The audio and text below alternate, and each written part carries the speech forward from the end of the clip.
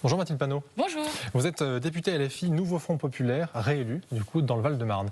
Ces propos que vous avez entendus à l'instant, j'ai envie de dire, on peut avoir des divergences, mais parler de boulet et de dire que du coup c'est un danger pour le vote, pourquoi tenir des propos si virulents maintenant? Pour sa réélection à lui selon vous? Ah bah ça, il faut le demander à François Ruffin lui-même. Je crois que ce n'est pas sérieux à quelques jours d'un second tour qui est une élection cruciale pour le pays, que l'enjeu pour François Ruffin, comme pour beaucoup de candidats du pays du Nouveau Front Populaire, c'est d'être élu ou réélu pour François Ruffin et surtout de faire en sorte, selon un principe constant que nous avons, de ne donner pas une seule voix au Rassemblement national pour les électeurs et de ne pas avoir un député Rassemblement national en plus, et que je crois que c'est autour de ça qu'il faut se concentrer. J'ajoute juste, puisque la question du style des Insoumis vient souvent sur la table, que je ne crois pas que les milliardaires aient un problème avec notre style. Je crois qu'ils ont un problème à payer leur juste part pour contribuer au pays. Là, en l'occurrence, ces critiques de François Ruffin, est-ce que vous les entendez? Est-ce que vous dites, en effet, on sait qu'il y a un rejet de Jean-Luc Mélenchon pour certains électeurs, même à gauche. Donc, en effet, peut-être qu'on n'aurait pas dû autant mettre en avant LFI, autant mettre en avant Jean-Luc Mélenchon, comme c'est le cas actuellement. Vous savez, Jean-Luc Mélenchon, c'est le candidat à l'élection présidentielle il y a tout juste 2 ans, qui a fait 22% à l'élection présidentielle. Oui, mais ça, c'était il y a 2 ans. Et qui a permis surtout à notre camp politique et à des millions de personnes dans le pays de relever la tête, de redire qu'on pouvait gagner. Et je crois que lorsque vous allez notamment dans un quartier populaire, dans les territoires dits d'outre-mer, lorsque vous parlez de Jean-Luc Mélenchon, du programme de rupture que nous portons toutes et tous, du programme de rupture du Nouveau Front Populaire, vous êtes extrêmement bien accueillis. Sauf que ça, c'était il y a 2 ans. Et encore une fois, entre les deux, il y a eu des prises de position, il y a eu des déclarations, et ça, semble-t-il, écorné son image. Aujourd'hui, on l'a vu à travers des sondages notamment. Je sais que vous n'aimez pas les sondages, mais je vous le dis quand même, ces sondages montrent bien qu'il y a une certaine défiance envers Jean-Luc Mélenchon. Eh bien, il y a tellement une défiance que en 2022, aux élections législatives, il y avait 4 insoumis élus au premier tour. Aujourd'hui, nous sommes 32 députés élus au premier tour du Nouveau Front Populaire, dont 19 insoumis, ce qui est pas mal en termes de rejet. Et autre chose, il y a 2 forces qui peuvent emporter la majorité absolue à l'Assemblée nationale ce dimanche. Si les millions d'électeurs retournent aux urnes, notamment je pense aux 16 millions d'abstentionnistes qui n'ont pas été votés au premier tour, s'ils retournent voter au second tour, alors nous pouvons, nous, avoir une majorité pour le Nouveau Front Populaire avec des questions très concrètes. Est-ce que les gens veulent la retraite à 60 ans avec l'abrogation immédiate de la retraite à 64 ans d'Emmanuel Macron avec le Nouveau Front Populaire, ou la retraite, comme M. Bardella l'a dit, à 65 ou 66 ans avec le Rassemblement national?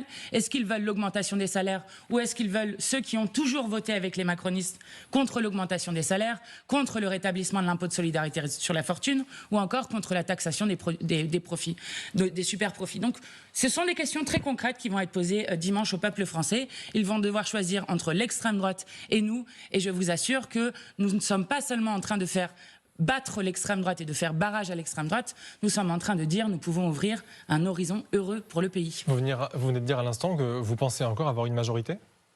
Nous avons 32 élus au premier tour, le Rassemblement national en a 38, donc il a une petite avance sur nous, mais nous sommes présents dans plus de 300 second tours. Mais je vais et vous donc parler oui, des sondages, il est toujours possible. Allez-y, je vous en prie. Les sondages qui du coup donnent énormément de sièges au RN, en recul certes, ce qui l'empêcherait vraisemblablement d'avoir une majorité absolue. Malgré tout, du côté de la gauche, on est entre 170 et 200.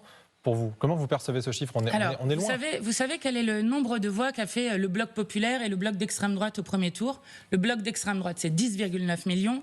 Nous sommes à 9,8 millions. D'accord? Il y a 16 millions d'abstentionnistes. Donc, encore une fois, c'est la participation, la mobilisation populaire qui est la clé dans cette élection. 16 millions, c'est plus que le bloc d'extrême droite, plus que le bloc populaire. Et donc, si les gens vont voter ce dimanche 7 juillet, alors l'histoire de notre pays tout entière peut changer. Hier, Jean-Luc Mélenchon a déclaré que Emmanuel Macron devait démissionner. Ce que dit également Marine Le Pen depuis déjà pas mal de temps. Est-ce que, justement, avec une majorité relative mais forte à l'Assemblée, vous pousseriez Emmanuel Macron à la démission? Alors, il n'a pas tout à fait dit que Emmanuel Macron devait démissionner. Il a dit, dans le cas où il n'y aurait pas de majorité et il n'aurait pas d'autre solution. Un blocage, eh bien, celui qui est responsable de la situation et qui est notamment une responsabilité historique dans la montée de l'extrême droite, Emmanuel Macron pourrait ça revient au même. Politiquement, partir. Ça revient au même. Donc, je le dis, nous pouvons avoir une majorité pour pouvoir mettre en place un programme. Et nous, notre priorité, ce pourquoi nous agissons, c'est pour que dans les 15 premiers jours où nous sommes au pouvoir, nous puissions abroger la réforme des retraites, augmenter le SMIC, reconnaître l'État de Palestine pour faire avancer la paix au Proche-Orient et dès la rentrée scolaire, avoir une école totalement gratuite pour l'ensemble des enfants de ce pays. Est-ce que vous ne craignez pas simplement que l'hypothèse qui se déroule, c'est simplement une France littéralement ingouvernable ?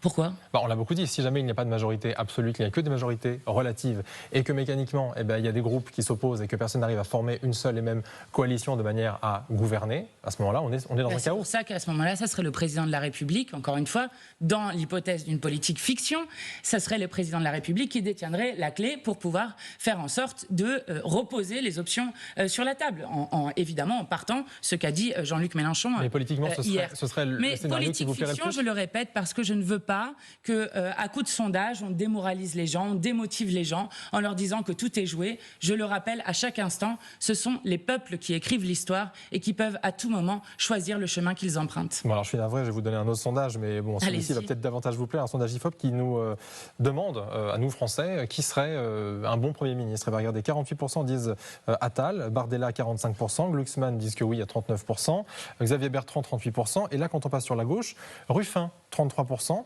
et Mélenchon 20%, Bompard 20% également. C'est-à-dire qu'aujourd'hui, ce même Ruffin dont on parlait en début d'interview est aujourd'hui mieux placé pour incarner un Premier ministre qu'un Mélenchon ou qu'un Bompard. Qu'est-ce que ça vous inspire, ces chiffres ? Écoutez, moi je suis d'abord attachée à avoir, et c'est ce qu'on a fait toute cette semaine en allant un peu partout. J'étais d'ailleurs hier avec la candidate Céline Léger qui est opposée à monsieur Jacobelli qui était là juste avant vous en Moselle. Nous sommes attachés à avoir une majorité encore une fois. Nous avons redit, et c'est d'ailleurs monsieur Faure qui l'avait proposé en premier, que ce serait le groupe le plus important à l'Assemblée qui proposerait aux autres un nom de premier ou de première ministre. Et donc je crois qu'on peut prendre les choses par étapes. Et si dans votre sondage monsieur Ruffin est bien placé, très bien. Il y a M. Bompard, c'est très bien. Il pourrait y avoir Mme Guettet, enfin voilà. Oui, mais là on voit des noms. Est-ce que ça n'est pas plutôt des couleurs politiques ? Est-ce qu'on ne se dit pas que là aujourd'hui, LFI est moins bien placé ? Par exemple, je ne sais pas que Raphaël Glucksmann, là parce que 39% Raphaël Glucksmann. Est-ce qu'il n'est pas temps de se dire clairement qu'aujourd'hui pour un potentiel poste de Premier ministre, il ne faudrait surtout pas mettre un LFI ? Ce qu'ont dit certains dès le début de la campagne. Écoutez, certains qui sont plus à gauche que vous. Oui, écoutez. La France Insoumise et l'Union populaire a fait 22% aux élections présidentielles, je le répète. C'est nous qui avions proposé de jeter la rancune à la rivière et de faire la NUPES, qui avait, en 2022, gagné le premier tour de l'élection législative. Oui, mais moi je vous dis 2024, vous me répondez 2022. Mais en fait, je vous explique ça pourquoi. Parce que nous, ce qui nous importe, c'est la question du programme. Au-delà de la personne, je le dis, nous ne participerions à une majorité que si c'est pour appliquer le programme de rupture en entier. Et je le dis, nous n'abandonnerons pas ni la retraite à 60 ans, ni l'augmentation des salaires, ni la restauration des services publics, etc., etc. Donc voilà ce que je dis. Je sais que vous êtes très intéressés par la question des personnes, c'est normal, mais nous disons, nous voulons gouverner ce pays avec un programme de rupture que nous avons d'ailleurs appelé un contrat de législature qui engage toutes celles et ceux qui l'ont signé. Mais l'incarnation compte aussi pour les Français notamment parce que c'est aussi un phare auquel justement se raccrocher. J'aimerais aussi vous demander ce que vous pensez de la proposition de Gabriel Attal qui, sur l'assurance chômage, a proposé de relancer des consultations. Est-ce que c'est un peu trop tard selon vous ? C'est surtout incroyable. Vous avez 4 réformes de l'assurance chômage qui ont été passées par force par Gabriel Attal et Elisabeth Borne avant lui, etc., donc par la Macronie, avec à chaque fois l'ensemble de l'intersyndicale qui était contre ces réformes de l'assurance chômage. Là, vous avez la plus violente, qui toucherait 1 million de personnes dans le pays. Eh bien, je le dis, il peut consulter autant qu'il veut. Nous ne voulons pas de cette réforme de l'assurance chômage. Nous ne voulons pas qu'elle soit mise en place. Nous sommes dans la 7e puissance économique au monde. Il y a plus de 9 millions de personnes qui vivent sous le seuil de pauvreté. Donc maintenant, ça suffit. Les Les chômeurs ne sont pas responsables du chômage. Les privés d'emploi ne sont pas responsables du chômage. Et donc, il faut arrêter de pourchasser les privés d'emploi et il faut s'attaquer aux racines, c'est-à-dire au chômage et à la création d'emplois lui-même, notamment dans les secteurs dont nous avons besoin. Je pense à l'hôpital public, à l'éducation nationale, mais aussi dans la bifurcation écologique de notre pays pour avoir une agriculture paysanne et écologique, aider des paysans à s'installer, pour la rénovation des logements avec des centaines de milliers, l'ADEME dit 900 000 emplois qui pourraient être créés dans les énergies renouvelables et la rénovation des logements pour que les gens arrêtent d'avoir froid ou trop chaud chez eux. Voilà ce que nous devrions faire. Donc non, les consultations ne nous intéressent pas. Nous voulons faire bifurquer le modèle de consommation et de production dans notre pays. Du côté du RN, on a déjà affiché pas mal de renoncements par rapport au programme initial. Je pense notamment à la TVA sur les produits de première nécessité. Je pense notamment aussi à la réforme de la retraite. Exactement, j'allais vous le dire. Est-ce que vous garantissez aujourd'hui que si jamais d'aventure quelqu'un du Nouveau Front Populaire arrivait à Matignon, ça n'arriverait pas, il y aurait zéro renoncement? Eh bien, nous faisons les choses sérieusement. Lorsque nous écrivons des choses, lorsque nous nous engageons dans le programme des 100 jours, le contrat de législature, ce programme, nous sommes les seuls à l'avoir fait, a été chiffré et soutenu par 300 économistes. Et donc, lorsque nous écrivons quelque chose, nous le faisons. Donc oui, nous nous engageons sur le programme en entier, sur tout le programme, rien que le programme. Voilà ce que nous disons aux Français et aux Françaises. Et je le dis, nous ne sommes pas de celles et ceux qui, en arrivant au pouvoir, allons mettre à la poubelle la moitié de notre programme, voire même avant d'arriver au pouvoir, comme le fait le renoncement national, mettre déjà la moitié de ces mesures à la poubelle. Alors vous imaginez s'ils y arrivent, là, vous n'auriez plus rien sur la table. Donc nous ne sommes pas de cela, et je le dis, lorsque nous écrivons quelque chose, nous le ferons. Du côté du RN, le premier renoncement, c'était sans doute celui qui a eu lieu après le 17 juin. Vous savez, le 17 juin, Jordan Bardella a dit « Si je n'ai pas la majorité absolue, je n'irai pas à Matignon, ça ne m'intéresse pas ». Aujourd'hui, on semble dire un petit peu autrement. Est-ce que vous, aujourd'hui, en cas de majorité relative du RN, vous souhaitez qu'il aille à Matignon ou justement vous ne le souhaitez pas? Qu'est-ce qui est le plus facile à combattre de votre point de vue puisque vous voulez combattre le RN? Je ne souhaite ni majorité absolue ni majorité relative au Rassemblement national. Je répète, notre principe est constant et je le répète pour toutes celles et ceux qui nous écoutent pour ce dimanche aller aux urnes. Pas une voix pour l'extrême droite, pas un siège de plus pour l'extrême droite. Donc je ne suis pas en train de commenter ce que fera Jordan Bardella ou non. Jordan Bardella et le Rassemblement national est une arnaque sociale, je veux le dire.